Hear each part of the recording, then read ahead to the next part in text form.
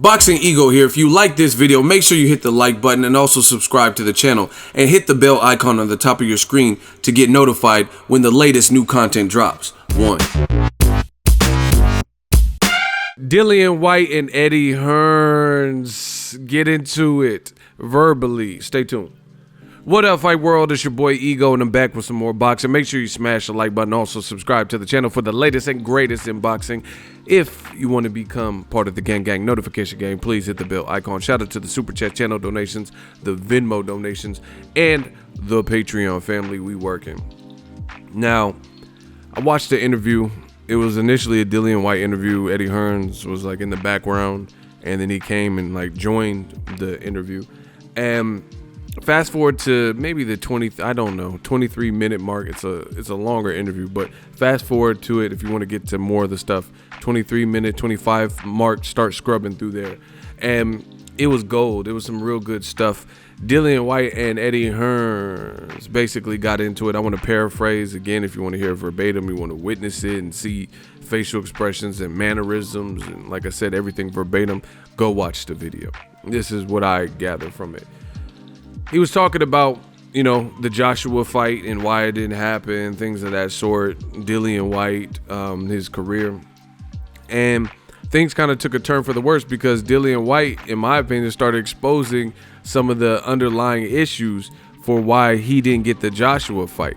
It looked like, you know, from listening to it and watching it, that there were maybe about 3 offers, you know, going back and forth with Team AJ and Team Whyte. And he didn't agree to the sticking points in the first offer. He says that's not substantial. That's not a good offer. So, you know, they had to come back with another offer. And then the second offer, maybe this was better, but then this was changed. This sounds eerily similar to what Deontay Wilder and Shirley Winkle, Finkel Dinkle, whatever Eddie Hearns likes to call him, was complaining about, right? Where this is a stall tactic to me, where if you guys, you know what, as an A-side, as a businessman, as a team, you know, you've worked with Dillian Whyte long enough, you know what he's done, what he's accomplished, where he's been. Rematch Room has spearheaded his last fights on a case-by-case basis. Same thing with Wilder. You know what these guys want. You know what it would take to get these deals done. And if there's a time crunch like April and it's this back and forth, you know that this is going to stall. It's a stall tactic. This is going to take too long. And you know he's not going to go with this. He's not going to accept this, or he's not going to be happy about this. And the deal's not going to get done, in other words. So it's like you're going back and forth and banter. But long story short, it sounds like AJ wanted to fight Gerald Big Baby Miller more than Dillian Whyte. Him or his team, or whoever you want to place the blame on, Team Joshua. They didn't want to fight Dillian Whyte because, again, it doesn't sound like he's being unreasonable here. He was saying things like the first offer he got, if he were to beat Joshua, then Joshua would still get the lion's share of the money in the rematch. So he was like, hold on. And then he asked Eddie Hern. He said, just answer this simple question. No. And then Eddie Hern started trying to overpower him and overtalk him. You know, this is quintessential like things that we see from old media. You know, when I do the hot seat on my live streams and things like that, when you're not winning the battle, you don't want to let the person get it out. You know, instead of strengthening the argument or having more of a position to argue from, you would rather create havoc and, you know, get loud or stop and interrupt and cut off the person so they can't get. And Dillian Whyte was like, let me say something real quick. You know, just answer this simple question. Is that fair? If I were to fight Joshua, knock him out, and in the rematch, he gets the lion's share of the money? Like, that don't make sense. How does that work? How does he still get the lion's share of money if I knock him out? You know, wouldn't I inherit, you know, like Highlander, there can be only one. Wouldn't I kind of inherit his power and I would have all the belts and bargaining chips? And then Eddie Hern started saying something about 50-50. That's where we got to. But that wasn't the question. The question was, is it fair, the first offer or whatever, or one of the first couple offers, to, in the rematch, give the winner, if it is Dillian Whyte, lesser money than the previous champion? Like, okay, we get it, a rematch clause. Then he said that got fixed, where this was that, and then the second offer was different from the first one, and like they changed things around. I think said no rematch or something, just something like that. Like, you got to go watch it. I'm not gonna rehash every little talking point, but it just sounded like it was all over the place, and it sounded like these aren't things that will get it done.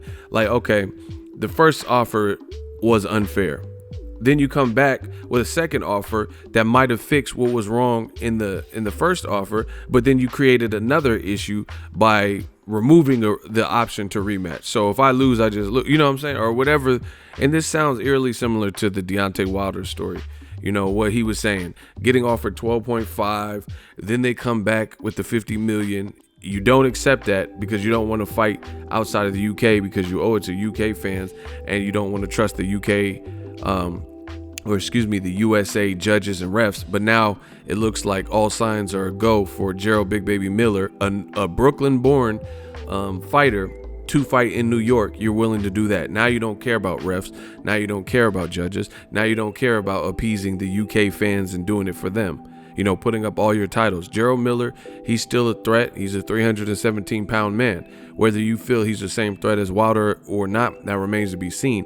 And from the sounds of it, it sounds like you think that Gerald Miller, you like your chances with him more than you do with Deontay Wilder. Because what happened to the UK fans, and you want to keep it in-house and keep it at home. Well, now all of a sudden you want to cross the pond and do what everyone else, from Kell Brook to Lennox Lewis to Joe Calzaghe and all these other people have done, and fight in America now, as a British fighter. But when the world wanted you to fight our top American heavyweight, Deontay Wilder, the only other guy with the belt, for more money, you weren't with that. Now, here's the kicker. In this back and forth spat between Eddie Hern and Dillian Whyte, he says, I've been in America. He says, they offered you $50 million. And then Eddie Hern immediately discounted it and said, that was bullshit. It was bullshit. And Dillian Whyte was like, no, it wasn't bullshit. I talked to the powers that be, and I talked to some good sources, and they showed me the money was real. Then this is, again, when someone's losing an argument or a debate, this is what they do. Cut you off, try to be condescending, try to be so over the top and extreme to the point where it's like, try to catch you on some kind of technicality, or just so embellished and exaggerated.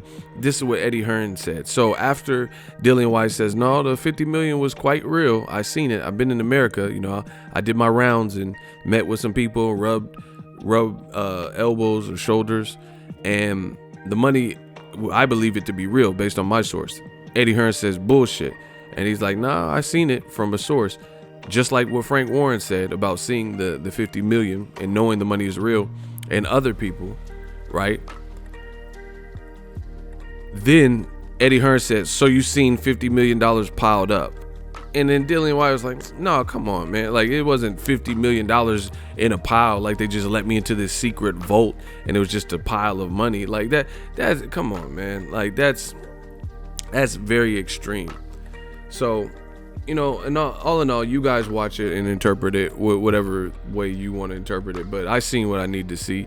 And I told you, when you look at situations like this, if there's a common denominator, you have to start really, like, just look at the R. Kelly case. It'd be one thing if one person accused you of something, but if you're constantly accused of the same thing, like minor after minor and family after family, like, you have to really start looking at it. Now, it doesn't mean it's 100% true, but you do, it's circumstantial evidence where you got to kind of look at, like, damn, why is Dillian Whyte, who doesn't like Deontay Wilder particularly, he's complaining about the same thing. So a US fighter and a UK fighter, and they're virtually complaining about the same type of tactics in negotiation. And it is, I think everything is being put on Front Street now. And this is what I've been telling you with new media. I think we've been doing a good job. And shout out to Dillian Whyte for being a real one. Dillian Whyte, see, the thing with Eddie Hearns, this is just my opinion. Dillian Whyte has studied. He studied the business. I told you, these fighters are getting smarter and smarter. They see what's out there.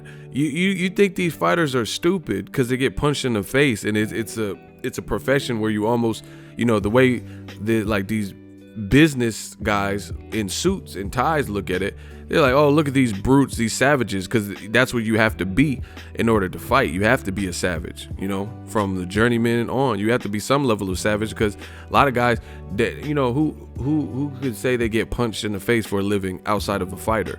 Like, if you work at Home Depot, you're not, supposed to be getting punched every shift. If you're getting punched at Home Depot, working in the hardware, cutting keys and, working in the paint department, then something's definitely wrong with the depot you work at. I don't know if they have Bloods and Crips working there, but that's not normal. So you almost have to be a little bit of a lunatic to even be a fighter and get punched in the face for a living.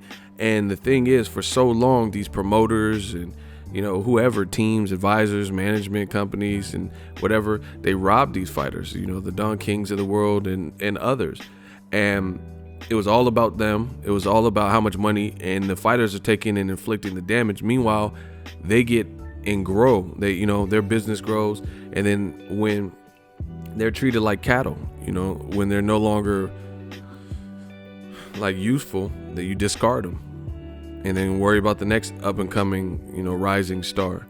And then when that person serves his purpose, then you go on the next, and so forth, so on and so forth. But anyway, these fighters are getting smarter. You think these fighters don't wake up and go to YouTube and watch my videos, or go online and Google and Twitter and see Canelo Alvarez making $365 million?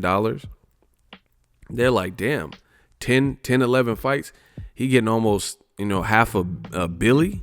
Oh yeah, this shit is real. So now, you see these other Golovkin, they're saying Golovkin got offered, 42 million, 45 million for 2 fights. These fighters see that. So they're like, fuck that, even if I'm not in the echelon of getting or accomplishing what Canelo's done or whatever, you can still pay me something good. And these fighters are getting smarter. So salute to Dillian Whyte and his team for doing the research, doing the homework, and smartening up with the business side of things, not just the fighter.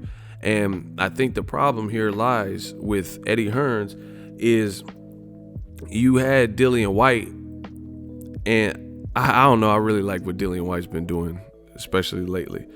I've always liked Dillian Whyte, but I just like his interviews and just how he's been getting down lately. Anyway, he's shaking shit up.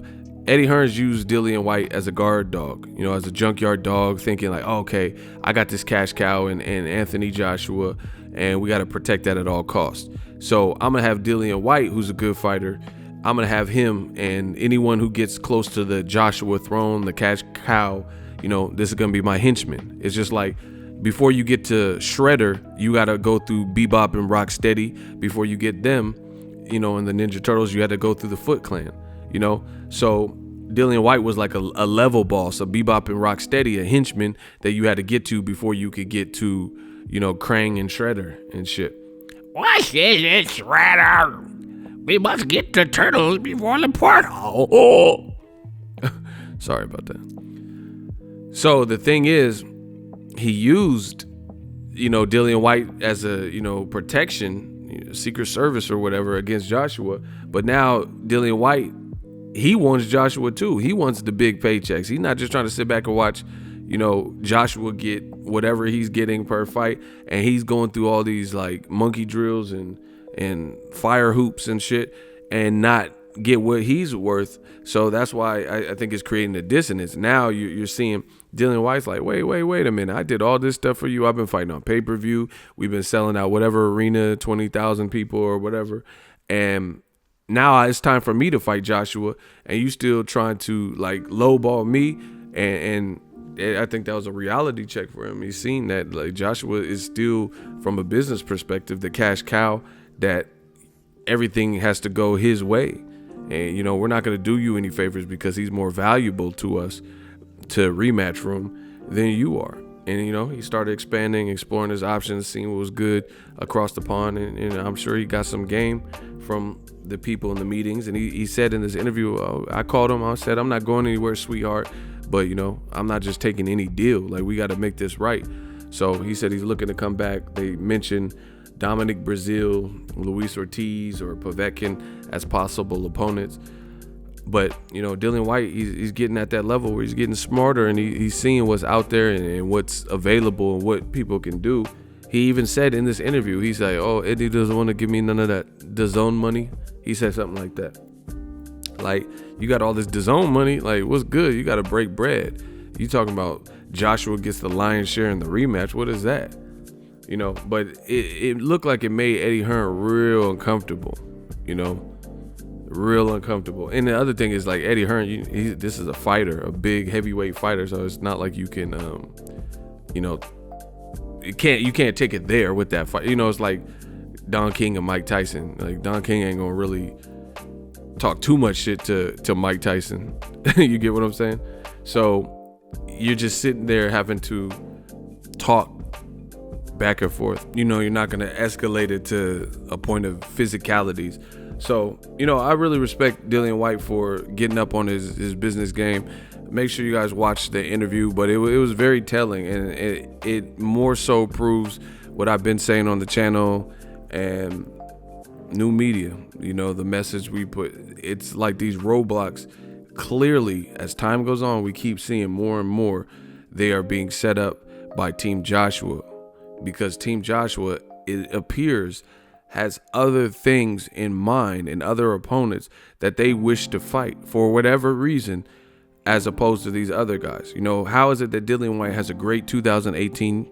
He beats 2 champions, and he does good in those fights, 2 former champions, Lucas Brown and Joseph Parker, then brutally knocks out a guy I thought beat him in the first fight, and a domestic rival, and Derek Chisora coming off a great Carlos Takam knockout. And he knocks Chisora out. He's on pay-per-view for the Parker fight, the Chisora fight, and he's thinking like, yes, I got the Joshua rematch. This is my other domestic rival. Let's get it. You know, I'm gonna be in the money. I followed the cue. You know, everything that Eddie Hearns, anytime he reached out to me, he said, I got this main event pay-per-view. I got this guy for you to fight. This is gonna be on Showtime. This is gonna be on HBO, Sky Sports pay-per-view. He's been with it.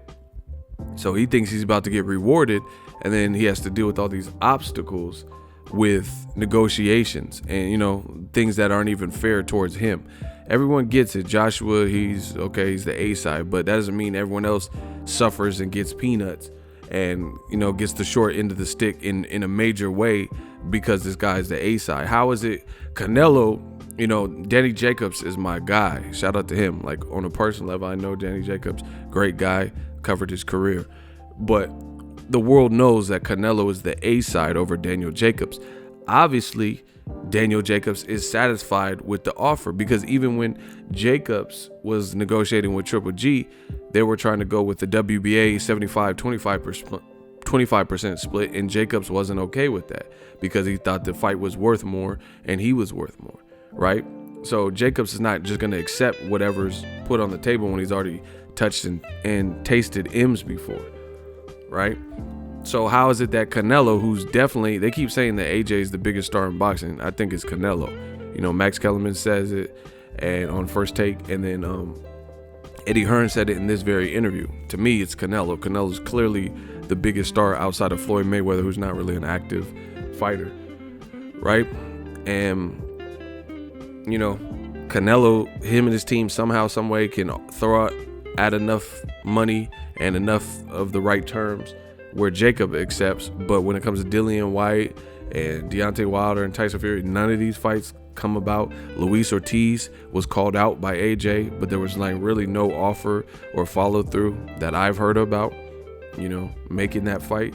So it goes to show you, they wanted Gerald Miller. This is what they wanted to do. This is the route they wanted to go. That's why they're giving these people these offers that they're probably not going to take. You know, you're on a time crunch trying to save this April. This is just a bad look for Team Joshua, period. You know, you could sugarcoat it, slice it.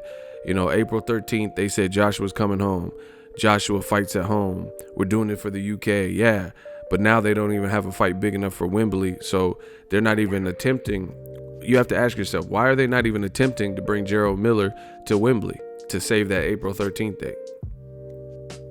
How come? Because they know, and they don't want Joshua's sales advertised, or they don't want Joshua to put on. He's been put on spectacles in the UK. They don't want him to put on the fight, and it's recorded or reported, or you can see that it's nowhere near capacity.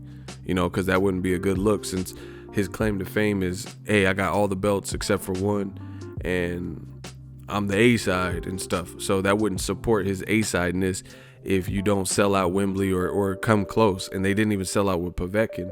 So I doubt a Gerald Miller at Wembley would sell out either, based on the names. Povetkin had at least, Olympic gold medalist, fought Klitschko, was supposed to fight Deontay Wilder, so he's more known, Anyway, that's my thought. Shout out to Dillian Whyte. Go check out the interview. It's some really good stuff, and it's telling because he, like I said, he puts Eddie on Front Street with a lot of what Eddie was saying. He said, I seen the 50 mil, and then Eddie Hern responds with a ridiculous, oh, so you seen 50 million piled up? Like, we see what the culprit is. Drop your thoughts in the comment section.